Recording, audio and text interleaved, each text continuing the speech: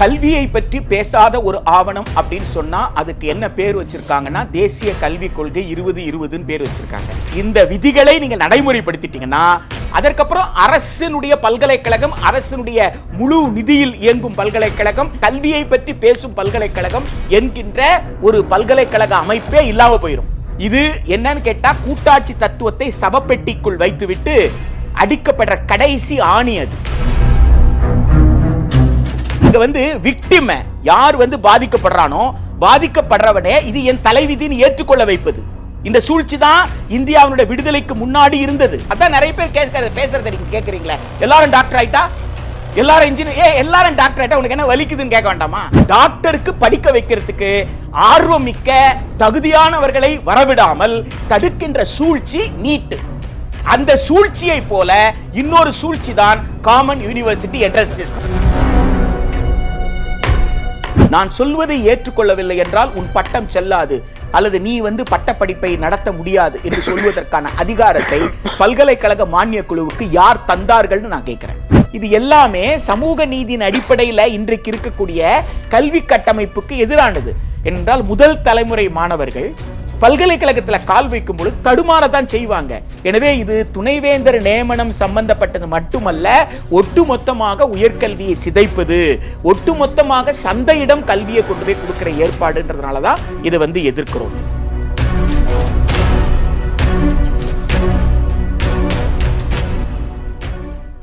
தமிழ்மண் நேயர்களுக்கு வணக்கம். இன்றைய நேர்காணல் சிறப்பு விருந்தினர் பொதுக்கல்விக்கான மாநில மேடை அமைப்பின் பொதுச் செயலாளர் பிரின்ஸ் கஜேந்திர பாபு அவர்கள்.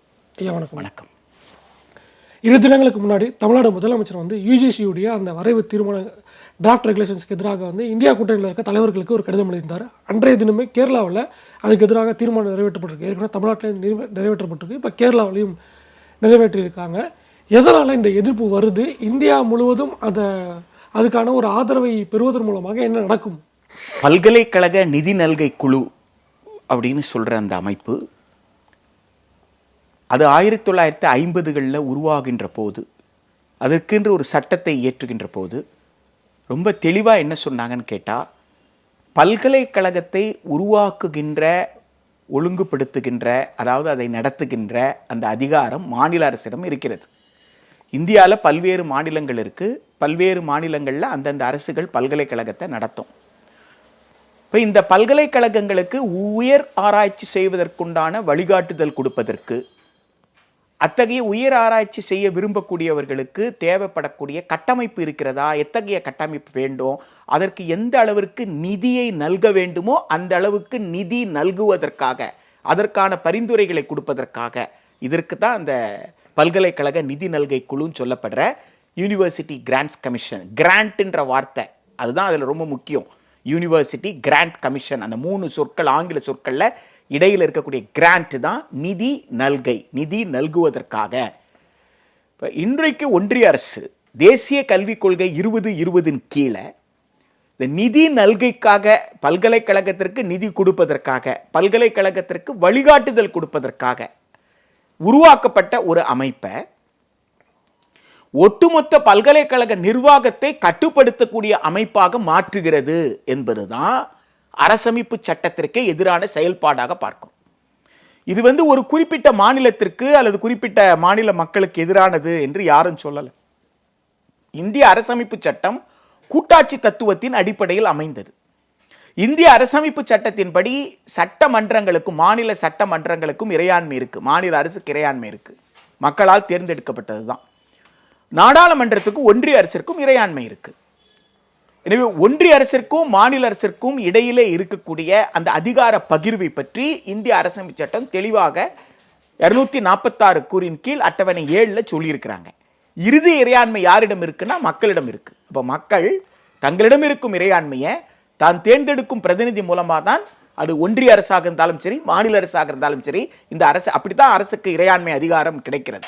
எனவே இன்றைக்கு மாநிலங்கள் என்கின்ற ஒரு அமைப்பு இருப்பதை பற்றியே கவலைப்படாமல், அப்படி இருக்கிறத கருத்திலே எடுத்துக்கொள்ளாமல், ஒன்றிய அரசு பல்கலைக்கழக நிதி நல்கை குழுவை பயன்படுத்தி பல்கலைக்கழகத்திற்குண்டான நிர்வாக அமைப்பு எவ்வாறு இருக்க வேண்டும் என்பதற்கு ஒரு விதிகளை நாங்கள் உருவாக்கி சொல்றேன்னு சொல்லும் பொழுது, அது நாட்டின் மீது பற்று கொண்ட இந்திய நாடு கூட்டாட்சி தத்துவத்தின் அடிப்படையில் இருக்கிற அரசமைப்பு சட்டம் நீடிக்க வேண்டும் என்று இந்த அரசமைப்பு சட்டத்தை விரும்பக்கூடிய அத்துணை பேருமே இந்த பல்கலைக்கழக மானியக் குழுவினுடைய வரைவு விதிகளை, டிராஃப்ட் ரூல்ஸ் ரெகுலேஷன்ஸை நிச்சயமாக எதிர்க்கத்தான் செய்வார்கள். அந்த அடிப்படையில் தான் தமிழ்நாடு சட்டப்பேரவையில் அதை திரும்ப பெற வேண்டும் என்ற தீர்மானத்தை நிறைவேற்றியிருக்கிறார்கள். கேரள சட்டமன்றம் வலுவான ஒரு தீர்மானத்தை நிறைவேற்றியிருக்கிறது. தமிழ்நாடு முதலமைச்சர் எல்லா மாநில முதலமைச்சர்களுக்கும் கடிதம் எழுதியிருக்கிறார். குறிப்பாக பாஜக அல்லாத மாநில முதலமைச்சர்களுக்கு கடிதம் எழுதியிருக்கிறார். இந்தியா கூட்டணி தலைவர்கள் இதில் ஒற்றுமை பெற்று இந்திய நாட்டினுடைய மக்கள் குடியரசாக இருக்கக்கூடிய இந்த ஜனநாயகம், இறுதி இறையாண்மை மக்களிடம் என்கின்ற அடிப்படையில் சமய சார்பற்ற சமதர்ம ஜனநாயக குடியரசாக இருக்கிற இந்த இந்திய குடியரசு சிதைந்து போகாமல் காப்பாற்றுவதற்கு இந்த பல்கலைக்கழக நிதி நல்கை குழுவினுடைய இந்த வரைவு விதிகளை உடனடியாக திரும்ப பெற செய்ய வேண்டும். அதில் வைஸ் சான்சலர் போகிறதுக்கான அந்த குழுவில் தான் பிரச்சனை, அதிகார பகிர்வு தான் இங்கே பிரச்சனை. மாநில அரசு அதிகாரம் வேணும்னு கேட்குறாங்க, கவர்னர்கிட்ட இருக்க அதிகாரத்தை ஏன் பறிக்க நினைக்கிறாங்க அப்படிங்கிற மாதிரியான ஒரு விஷயம் சொல்கிறாங்கல்ல. அந்த வைஸ் சான்சலர் போடுவதை ஆளுநர் நியமிப்பதில் என்ன பிரச்சனை இருக்குது? அது ஒற்றை வரியில் போடப்பட்ட விதிகள் அல்ல. 2024 ஒன்று கொடுத்துருக்காங்க. 2025 ஜனவரி மாதம் 6ஆம் தேதி ஒரு வரைவு ஒன்று கொடுத்துருக்குறாங்க. இது ரெண்டையும் சேர்த்து நீங்கள் படிக்கணும். 2025 ஜனவரி 6 கொடுத்த அந்த வரைவு ரெகுலேஷன்ஸ்லேயே நீங்கள் ஒழுங்காற்று விதிகள்லேயே நீங்கள் பார்த்தீங்கன்னா வெறும் அவர்கள் துணைவேந்தர் நியமனத்தை பற்றி மட்டும் பேசலை. பேராசிரியர்கள், உதவி பேராசிரியர், இணை பேராசிரியர் நியமனங்களில் தொடங்கி பல விஷயத்தையும் அவங்க பேசுகிறாங்க. ஆக இன்றைக்கு ஒப்பந்த பேராசிரியர்கள் அப்படின்னு சொன்னீங்கன்னா மொத்தமாக இருக்கக்கூடிய பேராசிரியர்களை 10% மேல் ஒப்பந்த பேராசிரியர்கள் இருக்க முடியாது. ஆனால் அந்த உச்சவரம்பை இது எடுத்துடுறாங்க. அப்போ உச்சவரம்பை எடுத்தா என்ன அர்த்தம்? அப்போ இனிமேல் மொத்தமாக எல்லாருமே யாரா இருப்பாங்க? ஒப்பந்த பேராசிரியர். அப்போ நிரந்தர பணியில் ஆள் இருக்க மாட்டாங்க அப்படின்னு தெரியுது நமக்கு. அதே போல இதற்கு முன்னாடி கொடுத்திருக்கக்கூடிய மாணவர் சேர்க்கைக்கான விதிகளை நீங்க எடுத்து பார்த்தீங்கன்னா அந்த விதிகள் அவங்க என்ன சொல்றாங்கன்னா அகில இந்திய அளவில் ஒரு தேர்வு இருக்கும், நுழைவுத் தேர்வு இருக்கும். அந்த நுழைவுத் தேர்வை முடிச்சு தான் வர முடியும். அப்போ முதல் ஆண்டிலிருந்து 2ஆம் ஆண்டு போகணும்னாலே எல்லா தாள்கள்லையும் நீங்க தேர்ச்சி பெற்றால்தான் போக முடியும். எல்லா தாள்களில் தேர்ச்சி பெற்றிருந்தாலும் முதல் ஆண்டு முடிச்சவங்க 2ஆம் ஆண்டு போக விருப்பப்படாம உனக்கு கஷ்டமா இருந்தா நீ வெளியில போயிருப்பா, நான் சர்டிபிகேட் கொடுத்துட்றேன் அப்படின்னு வெளியில போற எக்ஸிட் ஆப்ஷன்ஸ் வச்சிருக்காங்க. இது எல்லாமே சமூக நீதியின் அடிப்படையில் இன்றைக்கு இருக்கக்கூடிய கல்வி கட்டமைப்புக்கு எதிரானது. என்றால் முதல் தலைமுறை மாணவர்கள் பல்கலைக்கழகத்தில் கால் வைக்கும் பொழுது தடுமாறதான் செய்வாங்க, பயப்பட செய்வாங்க. சூழல் அவங்களை அச்சுறுத்தும். அப்ப அவர்களுக்கு நம்பிக்கை கொடுத்து அவர்கள் மேலும் மேலும் படிக்க செய்வதற்கு பதிலாக நான் சான்றிதழ் கொடுத்துட்றேன், பட்டயம் கொடுத்துட்றேன் அப்படின்னு சொல்றதுன்றது நியாயம் இல்லை. 3 ஆண்டு படிப்புகளை 4 ஆண்டு படிப்பு ஆக்க வேண்டிய அவசியம் இல்லை. எனவே இது துணைவேந்தர் நியமனம் சம்பந்தப்பட்டது மட்டுமல்ல, ஒட்டுமொத்தமாக உயர்கல்வியை சிதைப்பது, ஒட்டுமொத்தமாக சந்தையிடம் கல்வியை கொண்டு போய் கொடுக்கிற ஏற்பாடுன்றதுனால தான் இதை எதிர்க்கிறோம். நீங்க குறிப்பா கேட்ட அந்த துணைவேந்தர் நியமனத்துல அதிகாரம் அப்படின்னு சொல்லும் பொழுது அதுல விசிட்டர்னு சொல்லியிருக்காங்க, சான்சலர்னு சொல்லியிருக்கிறாங்க. விசிட்டர் யாருக்குன்னு கேட்டீங்கன்னா இப்போ ஹைதராபாத் சென்ட்ரல் யூனிவர்சிட்டின்னு இருக்கு இல்லைங்களா, ஒன்றிய அரசினுடைய நேரடி கட்டுப்பாட்டில் இருக்கக்கூடிய பல்கலைக்கழகம். அது போன்ற இந்தியாவில் ஜவஹர்லால் நேரு பல்கலைக்கழகம் இருக்கு, பல பல்கலைக்கழகங்கள் இருக்குன்னு சொன்னா அத்தகைய பல்கலைக்கழகங்களுக்கு விசிட்டர் யாருன்னு கேட்டா குடியரசுத் தலைவர். இப்போ குடியரசுத் தலைவர் தான் விசிட்டர்னு சொன்னா குடியரசுத் தலைவர் ஒரு முடிவு எடுக்கணும்னா யார் பரிந்துரை இல்லாம குடியரசுத் தலைவர் முடிவு எடுக்க முடியாது? பிரதமர் பரிந்துரை இல்லாம முடிவு எடுக்க முடியாது. அப்போ பிரதமர் தலைமையில் இருக்கிற அமைச்சரவை கொடுக்கிற பரிந்துரைப்படிதான் யார் முடிவு எடுக்க முடியும்? குடியரசுத் தலைவர் முடிவு எடுக்க. ஆக விசிட்டர் முடிவு எடுக்கும் பொழுது அந்த விசிட்டர் என்ற குடியரசுத் தலைவர் தானாக எந்த முடிவு எடுக்க முடியாதுன்னு அரசமைப்பு சட்டம் தெளிவா சொல்லியிருக்கு. The president cannot do anything on his or her own. ஒரு குடியரசுத் தலைவர் அவர்களுடைய சொந்த விருப்பத்தின் அடிப்படையில் எதையும் செய்ய முடியாது. ஒரு குடியரசுத் தலைவர், இந்திய நாட்டின் குடியரசுத் தலைவர் யாராக இருந்தாலும் அவர் பிரதமர் தலைமையில் இருக்கிற அமைச்சரவையின் பரிந்துரையில் தான் எதையும் செய்ய முடியும்ன்றதுதான் இந்திய அரசமைப்பு சட்டம். எனவே ஒன்றிய அரசை பொறுத்த வரைக்கும் விசிட்டர் எந்த முடிவு எடுத்தாலும் அப்ப பிரதமருடைய ஒப்புதல் இல்லாமல் இல்லைன்றதை உறுதிப்படுத்திக்கிட்டாங்க. அங்க அவங்களுக்கு பிரதமர் தலைமையில் இருக்கிற அமைச்சரவை ஒப்புதல் இல்லாமல் குடியரசுத் தலைவர் செய்ய முடியாது. குடியரசுத் தலைவர் தான் விசிட்டர்னு தெரியும். எனவே அவர்களுக்கு சான்சலர் அப்படின்னு வரும்பொழுது மாநிலங்கள்ல நீங்க எடுத்துக்கிட்டா தனியார் கல்லூரியில சான்சலர் யாருன்னு கேட்டா அந்த தனியார் கல்லூரியை ஏற்படுத்திய முதலாளி தான் சான்சலர். அப்ப அந்த சான்சலர் அப்பாயிண்ட் பண்ணிக்கலாம்னா யார் அப்பாயிண்ட் பண்ணிக்கலாம்? முதலாளி அப்பாயிண்ட் பண்ணிக்கலாம். அதான் அர்த்தம். ஒரு தனியார் பல்கலைக்கழகத்தை உருவாக்கின ஒரு தனியார் அவர் தான் வேந்தர். எனவே அவர் துணை வேந்தருக்கு உண்டான தேடுதல் குழுவை அவர் அமைச்சுக்கலாம்னா அவர் அமைச்சுக்க போறாரு. அவரோட பிரதிநிதி ஒருத்தர் இருக்க போறாரு. அப்புறம் பல்கலைக்கழகத்தோட பிரதிநிதி இருக்க போறாரு. பல்கலைக்கழக அப்போ 3 பேர்ல 2 பேர் யார் இருப்பாங்க? அந்த முதலாளி சம்பந்தப்பட்டவங்கள 2 பேர் இருக்கிறாங்க. இது தனியாருக்கு. ஆனா அதே சான்சலர் கவர்மெண்ட் யூனிவர்சிட்டி வந்துருச்சுன்னா யாருன்னு கேட்டீங்கன்னா கவர்னர். அப்ப இங்க கவர்னர் அப்பாயிண்ட் பண்ணுவார் சர்ச் கமிட்டியை, தேடுதல் குழுவை நியமிப்பாரு. ஆனா அதை செய்யற உரிமை யாரு கிடையாது? அந்த பல்கலைக்கழகத்தின் உரிமையாளரான அரசாங்கத்துக்கு கிடையாது. ஏன் தனியார் நடத்தினா உரிமையாளர் நியமிக்கலான்றீங்க, அரசு பல்கலைக்கழகம் நடத்தினா உரிமையாளரான அரசாங்கம் செய்வதற்கு தகுதியற்றது. குடியரசுத் தலைவரால் நியமிக்கப்பட்ட ஆளுநர் வேந்தராக இருப்பார், ஆளுநர் முடிவெடுப்பார்ன்றீங்க. அங்க கூட குடியரசுத் தலைவரால் நியமிக்கப்பட்ட ஆளுநர் என்றால் குடியரசுத் தலைவர் நியமிப்பதற்கு யார் பரிந்துரைக்கணும்? பிரதமர் பரிந்துரைக்கணும். ஆக என்ன சொல்ல வர்றீங்க? எல்லா அதிகாரத்தையும் பிரதமரிடம் கொண்டு போய் குவிக்கிறீங்க.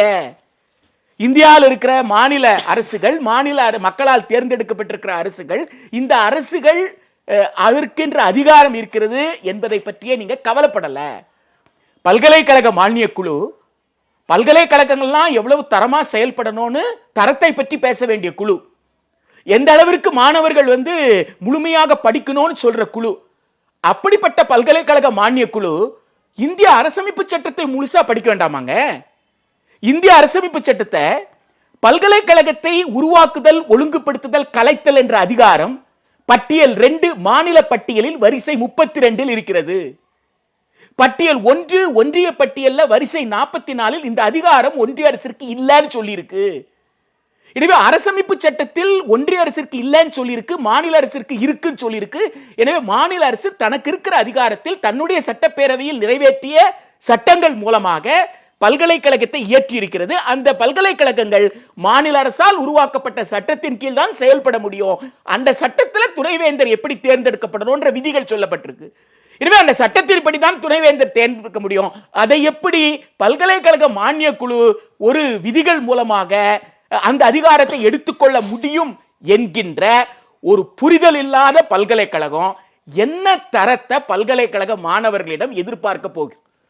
இன்னொரு விஷயம் அந்த துணைவேந்தர் விவகாரத்தில் என்ன அப்படின்னா, இதுக்கு முன்னாடி அகாடமிக் பர்சன்ஸ் தான் இருந்துகிட்டு இருந்தாங்க. 10 வருஷம் பேராசிரியராக இருக்கணும் அப்படிங்கிற குவாலிஃபிகேஷன்லாம் இருந்துச்சு. இப்போ நான் அகாடமிக் பர்சன்ஸையும் கொண்டு போடலாம் அப்படிங்கிற ஒரு விஷயம் சொல்லப்பட்டிருக்கு அப்படின்னு சொல்றாங்க. இது எந்த அளவுக்கு ஆபத்தானது? கல்வியை பற்றி பேசாத ஒரு ஆவணம் அப்படின்னு சொன்னா அதுக்கு என்ன பேர் வச்சிருக்காங்கன்னா தேசிய கல்விக் கொள்கை 2020ன்னு பேர் வச்சிருக்காங்க. அதுல கல்வியை பத்தி ஒண்ணுமே பேசல. அவங்க லிட்ரஸி கொடுக்கறது, ஒவ்வொரு பாடத்தை பற்றி அறிமுகம் கொடுக்கறது தான் அவங்களுடைய நோக்கமா இருக்கே தவிர ஒரு எழுத்தறிவுன்னு சொல்றோம் இல்லைங்களா, அது லிட்ரஸி, கம்ப்யூட்டர் லிட்ரஸின்னு சொல்றோம்ல, கணினி அறிவு, அது போல இயற்பியல் அறிவு அப்படின்னு சொல்றதெல்லாம் அது அடிப்படையா அதுக்குள்ள என்னென்ன பாடம் இருக்கு அவ்வளவுதான் தெரிஞ்சுப்பீங்க. எதையுமே ஆழமா கற்றுக்க மாட்டீங்க. அவங்க லிட்ரஸியை பத்தி பேசுறாங்க. அடுத்து எதை பத்தி பேசுறாங்கன்னா வேலை திறனை பத்தி பேசுறாங்க. ஒரு முழுமையான இயற்பியல் அறிஞனை உருவாக்குவதை பற்றி அவங்க பேசல. அது அவங்களோட நோக்கமும் இல்லை. அப்போ கல்வியை கொடுப்பது நோக்கம் இல்லைன்னு ஆயிடுச்சா? அப்போ என்ன செய்யறாங்க அவங்க அப்படின்னு கேட்டா பேராசிரியர்கள் எதுக்குன்னு முடிவு பண்றாங்க. அப்போ நிரந்தரமான பேராசிரியர் இல்லைன்னா ஒரு இளநிலை பட்டத்துக்கு படிக்கிற மாணவனுக்கு முதுநிலை பட்டத்துல என்ன படிக்கலாம், ஒவ்வொரு துறையில என்னென்ன மாதிரி வாய்ப்புகள் இருக்கு, எந்தெந்த பல்கலைக்கழகத்துல எத்தகைய சூழல்கள் இருக்கு, இதை பற்றி எல்லாம் சொல்லணும்னு சொன்னா ஒரு தொடர்ச்சி வேண்டாமா? ஒரு ஒப்பந்த ஊழியர் ஜூன் மாசம் வருவாரு, மார்ச் மாசம் போயிருவாரு அப்படின்னு சொன்னா அடுத்த கல்வி ஆண்டுக்கு யார் இருப்பாங்க தெரியாது. அப்போ ஒரு ஒப்பந்த ஊழியர் ஒப்பந்த காலம் முடிச்சதுக்கு அப்புறம் போயிருவாருன்னு சொன்னா அவர் எதையுமே ஓன் பண்ண போறது இல்லை. இந்த பிள்ளைக தொடர்ச்சியாக இவர்களை பின்தொடர்வது, தொடர்ச்சியா அந்த பிள்ளைகளுக்கு ஆதரவு நிலையை உருவாக்குறது, அதெல்லாம் அவருக்கு உண்டான பொறுப்பா இல்லை. ஒரு ரெஸ்பான்சிபிலிட்டியும் கிடையாது. ஆமா, ஏன்னா அவருக்கு என்ன பாடத்தை ஒரு குறிப்பிட்ட மாதங்கள்ல இந்த பாடங்களை நீங்க நடத்தணும்னு சொல்லியிருந்தா அவருக்கு அவ்வளவுதான் நேரம் இருக்கும். அதற்கு மேல அவருக்கு நேரம் இருக்காது. எனவே தனக்கு கொடுக்கப்பட்ட பணியை மட்டும் செஞ்சுட்டு வருவாரே தவிர ஒரு மனிதனை சிறந்த மனிதனாக மாற்றுவது, to make a human a better human சொல்றது தான் கல்வியினுடைய நோக்கம். ஒரு மனிதனை சமூக மனிதனாக மாற்றுவது தான் கல்வியினுடைய நோக்கம். ஆனா அந்த நோக்கத்துக்கெல்லாம் நேர் எதிராக ஒரு நுகர்வோராக, சந்தையிலே அரைக்குறை திறன் கொண்ட கூலி தொழிலாளியாக, எந்த விதமான பார்கெனிங் பவரும் இல்லாம தனக்கான கூலி வேணும், தனக்கு நியாயமான ஊதியம் வேண்டும் என்று கேட்கின்ற அந்த கேட்கக்கூடிய அந்த தைரியமும், அந்த கேட்பதற்கு தேவையான ஆதரவு நிலையும், அது கேட்கிறது தேவையான அறிவும், உங்களுக்கு அது தேவையான மனித உரிமை என்றால் என்னன்னு தெரியணும், தொழிலாளிக்கு இருக்கிற உரிமை என்னன்னு தெரியணும், இந்திய அரசமைப்பு சட்டம் மக்களுக்கு கொடுத்திருக்கிற உரிமை என்ன, கடமை என்னன்னு தெரியணும். இதெல்லாம் தெரிஞ்சாதானே நீங்க வைக்க முடியும். நீங்க இந்திய அரசமைப்பு சட்டத்தில் கூறு 43 லிவிங் வேஜஸ் பத்தி பேசுது. லிவிங் வேஜஸ்னா என்ன? ஒரு கண்ணியமிக்க வாழ்க்கை வாழ்வதற்கான ஊதியம். மினிமம் வேஜஸ்க்கும் லிவிங் வேஜஸ்க்கும் வித்தியாசம் இருக்கு. மினிமம் வேஜஸ் சொன்னீங்கன்னா அடிப்படையான ஒரு வாழ்க்கைக்காக, அதாவது உயிரோடு வாழ்வதற்கு தேவையான உணவு, அதுக்கு உண்டான செலவு, அதற்கு ஈடுகட்டுறதுக்கான ஊதியம், அதான் மினிமம் வேஜ். இந்த விஷயங்கள் எல்லாம் நாங்கள் வகுப்பறையில் பேசவே மாட்டோம் அப்படின்னு சொன்னா எனக்கு எங்க இருந்து பார்கெனிங் பவர் கிடைக்கும்? நான் என்னுடைய கூலிக்காக, என்னுடைய கண்ணியமிக்க வாழ்க்கைக்கான ஊதியத்தை நான் எங்க இருந்து கேட்கறது?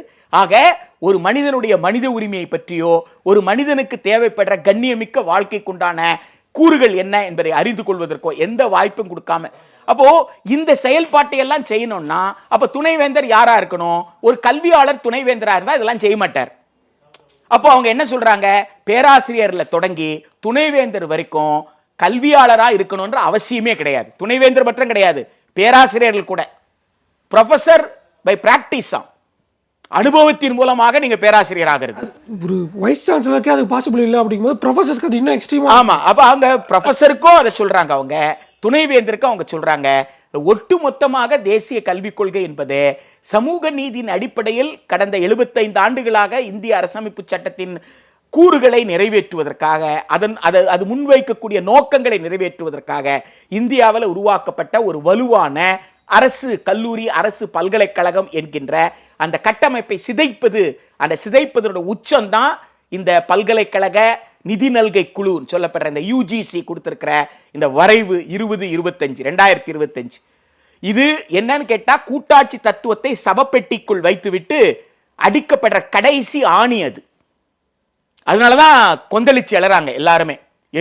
இது இந்த விதிகளை நீங்க நடைமுறைப்படுத்திட்டீங்கன்னா அதற்கப்புறம் அரசினுடைய பல்கலைக்கழகம், அரசினுடைய முழு நிதியில் இயங்கும் பல்கலைக்கழகம், கல்வியாளர்களை கொண்ட பல்கலைக்கழகம், கல்வியை பற்றி பேசும் பல்கலைக்கழகம் என்கின்ற ஒரு பல்கலைக்கழக அமைப்பே இல்லாம போயிடும். எனவே கல்வி பலவீனப்பட்டால் ஜனநாயகம் பலவீனப்படும், ஜனநாயகம் பலவீனப்பட்டால் தனிமனித சுதந்திரம் பறிபோகும். எனவே கல்விக்கான போராட்டம் என்பது ஜனநாயகத்திற்கான போராட்டம், சுதந்திரத்துக்கான போராட்டம் என்பதனால் என்னுடைய சுதந்திரத்தை நான் காப்பாற்றிக் கொள்ள வேண்டும் என்றால் ஜனநாயகம் வலுவாக இருக்கணும். அதற்கு கல்வி ரொம்ப அவசியம். அந்த கல்வி என்ற கட்டமைப்பை சிதைப்பதனால் இதை நாம் எதிர்க்கிறோம். இப்போ கல்வி நிலையங்கள்லாம் மாணவர்களை அறிவாளிகளாக உருவாக்குறதுக்கு பதிலாக ஒரு கூலியாக படிக்கணும், ஒரு வேலைக்கு போகணும், அந்த வேலைக்கு என்ன தெரியணுமோ அதை மட்டும் கற்றுக்கிறது, என்ன சம்பளம் கொடுக்குறாங்களோ வாங்கிட்டு அது மூலமாக என்ன வாழ்க்கை கிடைக்குதோ அப்படியே வாழ்ந்துட்டு போகணும், அந்த மாதிரியான ஒரு லைஃப் ஸ்டைலுக்குள்ளே அவங்கள ப்ராக்டிஸ் பண்ணுறதுக்கான ஒரு லெபார்டரி மாதிரி ஆக்குறாங்கன்னு புரிஞ்சுக்கலாமா? ஆமாம், பிஎம்ஸ்டி ஸ்கூலே அதுதானே. 3 வயதிற்குள்ள குழந்தைய பிஎம்ஸ்டி, Prime Minister School for Rising India பேர் கேட்கறதுக்கு ரொம்ப நல்லா தான் இருக்கு. எழும் இந்தியாவினுடைய பிரதம மந்திரி பள்ளிகள் அப்படின்னு சொல்றாங்க. ஆனா 3 வயசுல இருந்து 18 வயசு வரைக்கும் 15 வருஷம் அந்த பள்ளிக்கூடத்துல வச்சு அந்த குழந்தைக்கு 3 விஷயம்தான்: எழுத்தறிவு, எண்ணறிவு, வேலைத்திறன். 15 வருஷம் பிஎம்ஸ்டி ஸ்கூல்ல ஒரு பையன் படிச்சா அந்த 15 ஆண்டுகள் பிஎம்ஸ்டியில படித்ததை வைத்து அவனால் பிஏ தமிழ் கூட சேர முடியாது, பிஏ ஹிஸ்டரி கூட சேர முடியாது, எந்த பட்டப்படிப்புக்கு சேர முடியாது. அதற்கு பிறகு நடத்துற ஒரு அகில இந்திய தேர்வின் மூலமாக இந்த மாணவர் எந்த பாடத்துல சேரலான்றதை தீர்மானிப்பாங்க. ஆக 15 ஆண்டுகள் பிஎம்ஸ்டி ஸ்கூல்ல, பிஎம்ஸ்டி ஸ்கூல் சிறப்பு ஸ்கூல்னு சொல்றீங்க, பிஎம்ஸ்டி ஸ்கூல்ல அதிநவீன வசதிகள் இருக்குன்னு சொல்றீங்க, பிஎம்ஸ்டி ஸ்கூல்ல பிற எல்லா வகையான தகுதிகளையும் பெறக்கூடிய தகுதி தேவைகள் அத்தனையும் பூர்த்தி செய்யற வகையில வாய்ப்பு வசதிகளை உருவாக்கி வச்சிருப்போம்னு சொல்றீங்க. அத்தனையும் செஞ்சுட்டு 15 வருஷம் பாடத்திட்டத்தில் படிச்ச அந்த மாணவனுக்கு அந்த பாடத்திட்ட மதிப்பீட்டின் அடிப்படையில் உயர்கல்வியை சேர முடியாதுன்னு சொல்றது ஒரு ஏமாற்று வேலை இல்லையா? ஆக பள்ளிக்கூடத்துல தொடங்கி உங்களுக்கு ஒரு மாணவரை எப்படி உருவாக்குறாங்கன்னு கேட்டா, நீ வந்து பள்ளிக்கூட படிச்சா முடிஞ்சிருச்சு, அதுக்கு உயர்கல்விக்கு சம்பந்தமே கிடையாது. நீ இப்ப என்ன செய்யணும், நீ நீட் மாதிரி ஒரு தேர்வு, cute common university entrance test எழுது. அப்ப என்ன நடந்தது, நீட்டுன்னு சொன்ன உடனே நிறைய பேர் என்ன ஆயிருச்சு, மருத்துவ கல்வியை வேண்டான்ட்டு எப்போ முடிவு பண்ணிட்டான், தொடக்க கல்வியிலே முடிவு பண்ணிட்டானா, இப்போ எல்லாருமே எந்த முடிவுக்கு வருவாங்க, இனிமேல வந்து நம்ம பட்டப்படிப்புக்கு போக முடியாதுன்னு முடிவுக்கு வருவாங்க. சரி, அப்படியே தப்பித்தவர் எவனாவது பட்டப்படிப்புக்கு வந்துட்டான்னு வச்சுக்கோங்க, அவங்ககிட்ட 3 வருஷம் பட்டப்படிப்பு கிடையாதுப்பா, இனிமேல எல்லாமே 4 வருஷம் பட்டப்படிப்பு அப்படின்னு சொன்னா, அவ படிச்சுக்கிட்டே இருந்தா எப்போ அவன் சம்பாதிக்கிறதுன்ற ஒரு பிரச்சனை வருது இல்ல, குடும்ப சூழல் மற்ற விஷயங்கள் இருக்குல்ல. அப்ப இனிமேல் உயர்கல்வி உயர் வேலை வாய்ப்பெல்லாம் எல்லோருக்குமானதல்ல. வாய்ப்பும் வசதியும் இருக்கிறவங்க, சமூகத்தில் ஏற்கனவே தங்களை உயர்ந்தவர்களாக சொல்லிக் கொள்றவங்க, தலைமுறையாக அதை அனுபவித்துக் கொண்டிருப்பவர்கள், அவர்களுக்கு மட்டுமே எல்லாம். பெரும்பகுதி மக்களுக்கு மீண்டும் வந்து அவர்களை கூலி தொழிலாளியாக அவங்க மனநிலையை உருவாக்குவது. அதாவது இங்க வந்து விக்டிம் யார் வந்து பாதிக்கப்படுறானோ, பாதிக்கப்படுறவனே இது என் தலைவிதின்னு ஏற்றுக்கொள்ள வைப்பது. இந்த சூழ்ச்சி தான் இந்தியாவினுடைய விடுதலைக்கு முன்னாடி இருந்தது. இந்திய விடுதலைக்கு பிறகு அரசமைப்பு சட்டம் அந்த சூழ்ச்சியை ரத்து செய்து எல்லோரும் எல்லாம் ஆகலாம், எல்லாரும் படிக்கலாம். இப்ப மீண்டும் எந்த நிலை கொண்டு போறீங்கன்னா, எப்பா 5 விரல் ஒன்னாப்பா, அப்புறம் என்னப்பா எல்லாம் ஒன்னா படிக்கணும்னு சொல்ற, 5 விரலும் ஒன்னா சேர்ந்தாதான் கை, அது தெரியுமா? 5 விரல் இல்லைன்னா கை ஆயிருமா? ஒவ்வொரு விரலுக்கு ஒரு திறன் இல்லையா? எல்லா விரலுக்கும் ஒரே திறன் இருக்கா? ஆக 5 திறன்களும் சேர்ந்துருதானே ஒரு கையே. அப்புறம் என்ன, 5 விரல்களும் சமமானதுதான். யார் சொன்னது சமம் இல்லைன்னு? ஒன்னு கட்டையா இருக்கு, ஒன்னு வந்து ரொம்ப மெலிந்து இருக்கு, ஒன்னு நீளமா இருக்கு, அவ்வளவுதான். ஆனா ஒவ்வொன்றுக்கு ஒரு திறன். இந்த திறன் இல்லைன்னா கை வேலை செய்யாது. எனவே எல்லாம் 5 விரலும் சமமானது அப்படின்னு பேசுறோம். எப்ப பேசுறோம்? இந்திய அரசு சட்டம் வந்ததுக்கு அப்புறம். அதுக்கு முன்னாடி என்ன சொல்லிட்டு இருந்தீங்க? 5 விரல் ஒன்னாப்பான்னு கேட்டுக்கிட்டு இருந்தீங்க. இப்ப தேசிய கல்விக் கொள்கை 2020 என்ன சொல்லுதுன்னா 5 விரல் ஒன்னா பாப்பா. அதான் நிறைய பேர் பேசுறத நீங்க கேக்குறீங்களே, எல்லாரும் டாக்டர் ஆயிட்டா, எல்லாரும் இன்ஜினியர், எல்லாரும் டாக்டர் ஆயிட்டா உனக்கு என்ன வலிக்குதுன்னு கேட்க வேண்டாமா? ஆமே கியூபால ஆயிட்டு இருக்கானே, கியூபா ஒரு சின்ன நாடு தானே. எல்லாரும் டாக்டர் ஆகிட்டாங்கிறத தாண்டி எலக்ட்ரிஷியன் பிளம்பருக்கு ஆள் கிடைக்க மாட்டேங்கிறாங்க, அதனால நீங்க வந்து படிக்காதீங்கன்னு சொல்ற ஆட்கள் வந்துட்டாங்க. அதாவது நீ எலக்ட்ரிஷியன் வேலை செய்யறதுக்கும் பிளம்பர் வேலை செய்யறதுக்கு தான் பிறந்திருக்கிறேன்னு சொல்ற. உன் புள்ள எங்க வேலை செய்யறான்னு கேட்கிறேன். உன் புள்ள அதுல வராதா? உன் புள்ள எலக்ட்ரிஷியனா இருந்தா என்ன கெட்டு போச்சு? உன் புள்ள வந்து பிளம்பரா இருந்தா என்ன கெட்டு போச்சு? பிளம்பருக்கும் எலக்ட்ரிஷியனுக்கும் வேலை இல்லைன்னு யார் சொன்னது? நீ நாளைக்கு கால் ஃபார் பண்ண, நான் உனக்கு வேலை கொடுக்குறேன், நான் ஆள் கொடுக்குறேன். ஏன் போய் பேசுற? நீ சுரன்ற. நீ தேவையான அளவு தேவையான வேலைக்கு தகுந்தாற் போல கூலி கொடுக்க நீ தயாரா இல்லை. அப்ப நீ சொல்ற வேலையை நான் ஏற்றுக்கணும்னு சொல்லி நீ கட்டாயப்படுத்தும் பொழுது வேலைக்கு ஆள் வர மாட்டேன்றான். அதற்காக நீ அடிமையை எந்த இடத்துல இருந்தாலும் கூட்டு வரலாம்னு சொல்லிட்டு வேற இடத்துல போயிட்டு அடிமையை கூட்டு வர்ற, அடிமையா இங்க வச்சிருக்கிற, கொத்தடிமையா இங்க வச்சிருக்கிற. இது எப்படி ஒரு நியாயமான அணுகுமுறையா இருக்க முடியும்? அரசமைப்பு சட்டம் அதை செய்ய சொல்லலையே. எனவே இவர்கள் வைக்கின்ற வாதம் என்பது எல்லோரும் டாக்டர் ஆனா உனக்கு என்ன வலிக்குதுன்னா திருப்பி கேட்கணும். கியூபால எல்லோரும் டாக்டர் ஆகலாம், ஆயிட்டு இருக்கிறாங்க. கியூபால உருவாகிற டாக்டர்களை அவங்க வந்து ஆப்பிரிக்கால இருக்கிற நாடுகளுக்கும் தெற்கு அமெரிக்கால இருக்கிற மத்திய அமெரிக்கால இருக்கிற நாடுகளுக்கும் வறிய நாடுகள்ல போயிட்டு அவர்கள் வந்து கட்டணம் இல்லாமல் சேவை செய்யணும். அரசு அவங்களுக்கு உண்டான ஊதியத்தை கொடுக்குது. அதை ஏற்றுக்கொள்ற பக்குவத்தை அந்த மாணவர்களுக்கு உருவாக்கி கொடுத்திருக்கிறாங்க. எனவே எல்லோரும் டாக்டர் ஆகல தப்பே கிடையாது, எல்லோரும் இன்ஜினியர் ஆகல தப்பே கிடையாது. எல்லோரும் டாக்டர் ஆயிட்டா பிளம்பர் கிடைக்காது அப்படின்னு சொல்றது இருக்கு பாருங்க, அது வந்து ஒரு நியாயமற்றது. 140 கோடி மக்கள் இருக்கக்கூடிய ஒரு நாட்டுல யாருக்கு வந்து ஏன் பட்டம் படிச்சுட்டு அவர் பிளம்பரா இருக்கட்டும், அவர் பி எலக்ட்ரிக்கல் படிக்கட்டுமே, என்ன கெட்டு போச்சு? அவர் பி எலக்ட்ரிக்கல் படிக்கிறதுல உனக்கு என்ன கஷ்டம்? இப்ப எலக்ட்ரிக்கல் இன்ஜினியரிங் அவர் படிக்க போறாரு, எலக்ட்ரீஷியனா இருக்க போறாரு, உனக்கு எலக்ட்ரீஷியன் தானே வேண்டும். பிளம்பிங் இன்ஜினியர் படிக்கட்டும். ஆனால் பள்ளி படிப்பு 18 வயது முடிக்கிற வரைக்கும் அவர் முழுமையாக பள்ளியை படிக்கட்டுமே. அதுக்குள்ள ஏன் அவரை போயிட்டு அந்த பள்ளி படிப்புலயே அவருக்கு ஏன் வந்து வேலை திறனை பற்றி பேசுற? அதுதான் நம்ம கேட்கிறோம். இன்னொன்று வந்து முன்னாடி வந்து நுழைவுத் தேர்வு அப்படிங்கிறது குறிப்பிட்ட படிப்புக்கு இருந்துச்சு. பள்ளி தேர்வை முடிஞ்சு நுழைவுத் தேர்வு நீட் அப்படி தான் வச்சிருக்காங்க. அந்த நீட் தேர்வை வந்து அதில் நிறைய பிரச்சனைகள் இருக்கு. ஆனால் நீட் தேர்ச்சி பெற்றா சீட்டு கிடைக்கும் அப்படின்னு கிடைக்காது. இல்ல சொல்ல 24 லட்சம் பேர் எழுதினாங்க, 13 லட்சம் பேர் பாஸ் பண்ணாங்க.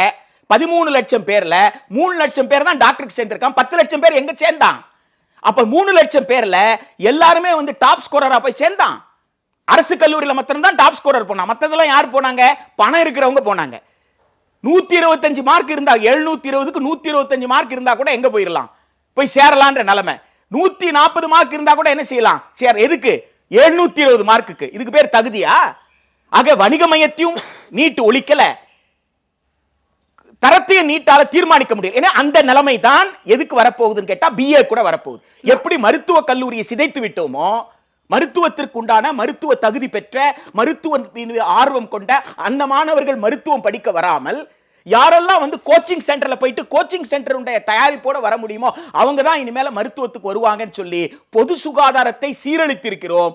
அந்த பொது சுகாதாரத்தை சீரழிக்கிற சூழ்ச்சி மிக்க நீட்டை போலவே இனிமேல் பட்டப்படிப்பையும் சிதைப்பதற்கான வேலையை தான் இவங்க செஞ்சிருக்காங்க. இல்ல இப்ப நீட் வந்து டாக்டருக்கான எக்ஸாம், நீட் டாக்டருக்கான எக்ஸாம் கிடையாது. நீட் என்பது சந்தையினுடைய சூழ்ச்சி, வணிகத்துடைய சூதாட்டம். நீட் இருந்த அந்த சூதாட்டத்துக்குள்ள போனாதான் ஒருத்தர் MBBS படிக்கலாம், நல்ல டாக்டரா இருப்பாரெல்லாம் உத்தரவாதப்படுத்த முடியாது. டாக்டருக்கு படிக்க வைக்கிறதுக்கு ஆர்வம் மிக்க தகுதியானவர்களை வரவிடாமல் தடுக்கின்ற சூழ்ச்சி நீட். அந்த சூழ்ச்சியை போல இன்னொரு சூழ்ச்சி தான் காமன் யூனிவர்சிட்டி என்ட்ரன்ஸ் டெஸ்ட். அதுலயும் இன்னொரு ஒரு செக் வச்சிருக்காங்க. அந்த எக்ஸாம் எழுதி முடிச்சா கூட என்ன டிகிரி படிக்கணுங்கிறத அவங்க மார்க்கை வச்சு மாணவர் முடிவு பண்ண முடியாது, அரசாங்கம் தான் அதை முடிவு பண்ணும். அதுதான் காமன் யூனிவர்சிட்டி என்ட்ரன்ஸ் டெஸ்ட்னு சொல்றதே. காமன் யூனிவர்சிட்டி என்ட்ரன்ஸ் டெஸ்ட்ல ஆப்டிடியூட் பேப்பர் ஒன்னு இருக்கும். அது வந்து யூபிஎஸ்சியில் சிவில் சர்வீஸ் எக்ஸாம் எழுதுறாங்களே, IAS ஆஃபீஸர்ஸ்க்கு எழுதுறாங்களே, அது போல் பொது திறனறிகிற பேப்பர் போல இருக்கும். அது இல்லாமல் 2 மொழித்தாள் எழுதணும். நீங்கள் 2 மொழித்தாள் நீங்கள் அது இல்லாமல் நீங்கள் எந்த பாடத்தை வேணாலும் நீங்கள் எடுத்துக்கலாம். நீங்கள் மேல்நிலை பள்ளிக்கல்வியில் படித்த பாடத்தை தான் எடுக்கணும் அவசியம் கிடையாது. நீங்கள் எடுக்கிற பாடத்தில் நீங்கள் என்ன மதிப்பெண் பெறுறீங்களோ அந்த மதிப்பெண்ணை அடிப்படையாக கொண்டு எந்த பல்கலைக்கழகத்தில் சேர முடியும் பல்கலைக்கழகங்கள் தீர்மானிச்சுக்கும். இல்லை இப்போ ஒரு சயின்ஸ் எடுத்தால் மட்டும்தான் சயின்ஸ் 12th சயின்ஸ் மேஜர் எடுத்தவங்க மட்டும்தான் சயின்ஸ் குரூப் போக முடியும். ஆர்ட்ஸோ அது இன்றைக்கு இருக்கிற நிலைமை. ஆனால் இனிமேல சயின்ஸ் பயாலஜியை நீங்க வந்து பயாலஜி, ஜுவாலஜி, பிசிக்ஸ், கெமிஸ்ட்ரி மேல்நிலை பள்ளிக்கல்வியில் படிச்சுட்டு நீங்க பிகாம் எடுத்து படிக்கலாம். நீங்க காமன் யூனிவர்சிட்டி என்ட்ரன்ஸ்ல காமர்ஸ் பேப்பர் எடுத்துக்கணும், அவ்வளவுதான். பள்ளி படிப்புக்கும் உயர்கல்விக்கும் நீங்க தொடர்பே கிடையாது. அதனாலதான் இந்த வரைவு தப்புன்னு சொல்றோம். இல்லை இவ்வளவு பிரச்சனைகளும் வந்து பட்ட படிப்பே வந்து எட்டாக்கணியா ஆக்குது, அதை வந்து கிடைக்க விடாம பண்ணணும் அப்படிங்கிற ஒரு விஷயமா தான் இவ்வளவு விஷயங்கள் இருக்கு. ஆனால் இன்னொரு பக்கம் வந்து கிராஸ் என்ரோல்மெண்ட் ரேஷியோவை 50% இன்க்ரீஸ் பண்ண போறோம், அதுக்காக தான் வந்து நேஷனல் எஜுகேஷன் பாலிசி இருக்கு அப்படிங்கிற ஒரு விஷயம் சொல்றாங்க.